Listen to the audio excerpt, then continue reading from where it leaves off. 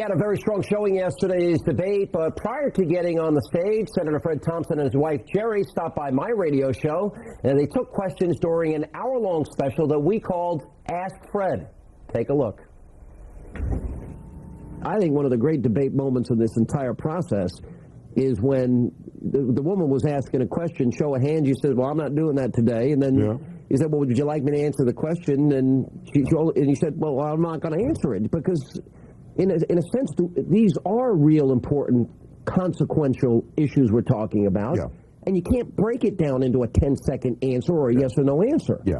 These are, with all due respect to everybody concerned, these are exchanges of sound bites for the most part.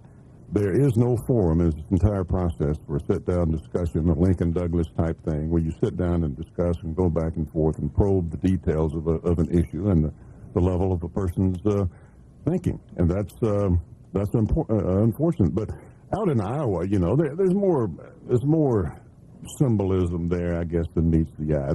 There comes a point when a person's got to decide whether or not there should be some things beneath the dignity of even a presidential candidate. And, you know, it cuts you to a minute, it cuts you to 30 seconds, and then even that's too long. They say, we're going to throw some things at you, you know, the future of civilization, you know, and show of hands. And I said, I ain't doing it. Yeah. And, you know, it was like, what? What do you mean? You can't not do that. I said, well, I'm not doing it. I said, well, you give me a minute to answer that. It's an important issue. It's an important issue. Oh, no, can't do that. And I said, well, then I'm not asking. And, you know, when I did that, the other guys took their hands down. You know, they lined up with me, and nobody's asked anybody to raise their hands since. Yeah. All right, we start in Oklahoma City, Oklahoma. How do you plan on recapturing the popularity and the focus from the media and the public that you had when you first announced that you were running? Well, I appreciate that question. That's a legitimate question. I think, first of all, with regard to the last few days, all the attention's been New Hampshire. And I wasn't really competing in New Hampshire, so I was pretty much of an afterthought there, except for those debates. And even the debate questions were oriented toward those guys who were competing the strongest in New Hampshire in terms of time and that sort of thing is concerned.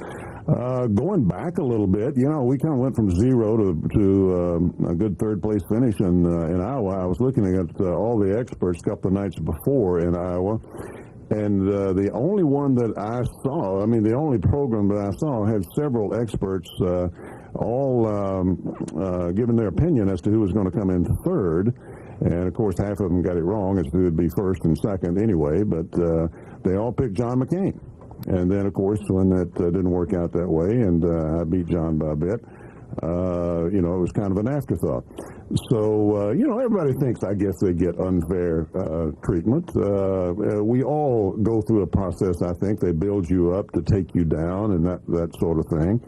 But a lot of people have had to go through this process. Rudy was the inevitable one, you know, and now he's kind of an afterthought in some respects and struggling to make his case for a later strategy. You know, Mitt was going to take the first two primaries, the primary and caucus, and of course he didn't, and he's lost out a little bit. You know, McCain was given up for dead. Now he's the comeback kid. You know, it's a different story every day.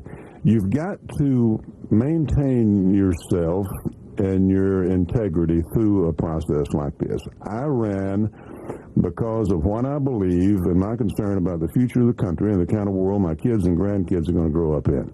I have been a strong, consistent conservative all my career.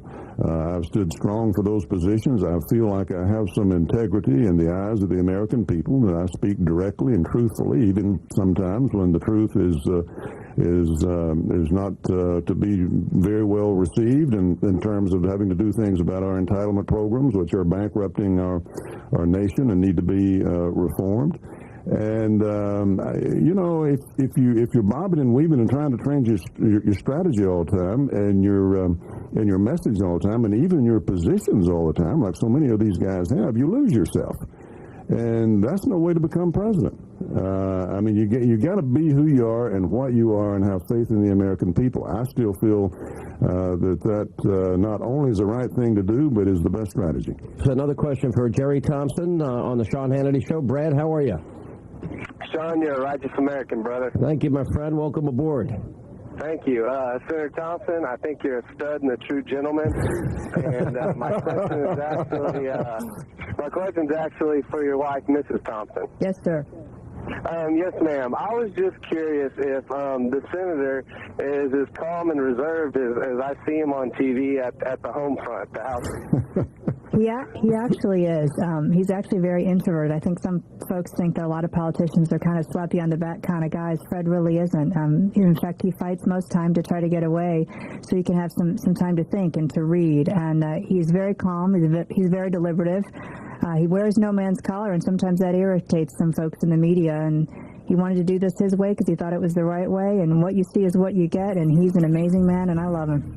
Wow, I think we better stop. Can we quit? Could we quit That's right it, there? right there.